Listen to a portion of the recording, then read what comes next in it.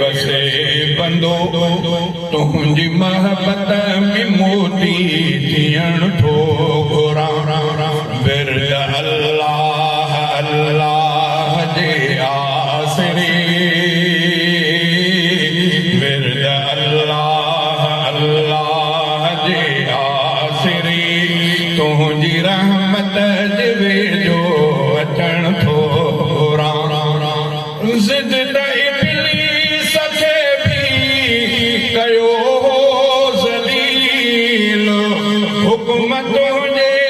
अॻियां नाहे हलंदो दलील ज़िद त इब्लीस खे बि कयो ज़लील हुक्म तुंहिंजे अॻियां नाहे हलंदो दलील मां त आदम जे औलाद जो तुख़्म इंकिसारीअ सां आज़ीम मञण थो घुरां मुंहिंजा मालिक मां बेकार बेवसे बंदो तुंहिंजी मोहब्बत में मोती थियण थो घुरां विर्द अल्लाह अल्लाह जे आसरे तुंहिंजे रहमत जे वेझो अचण थो घुरां मूं ते तारी रहे कैफ़ियत ही सदा याद तुंहिंजी न हिकु पल थी मूं खां जुदा मूं ते तारी रहे कैफ़ियत ही सदा याद तुंहिंजी न हिकु पल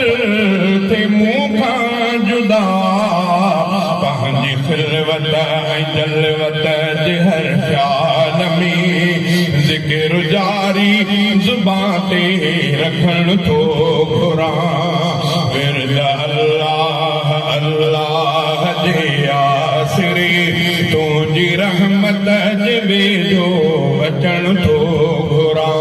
मुंहिंजा मालिक बेकार बेवसे बंदो तुंहिंजी मोहब्बत में मोती थियण थो घुरां तो लखे लाल लागर संवारे छॾिया जिन विलायत वठण लाइ ख़ीमा जा तो लखे लाल लागर संवारे छॾिया जिन विलायत वठण लाइ ख़ीमा ॾिया तो अॻियां मां तक खां बि कमज़ोर तो अॻियां मां तक खां बि कमज़ोर थोरी बस हवा सां लुॾण थो घुरां विर्द अल्लाह अल्लाह जे आसरे तुंहिंजी रहमत जे वेझो अचण थो घुरां क़ुर्ब रब तुंहिंजो सैफुल्लाह सां ढेर खे चाहो हाले दवीशल फना जो चखे क़ुर्ब रब तुंहिंजो सैफुल्लाह सां ढेर खे चाहो हाले दवीशल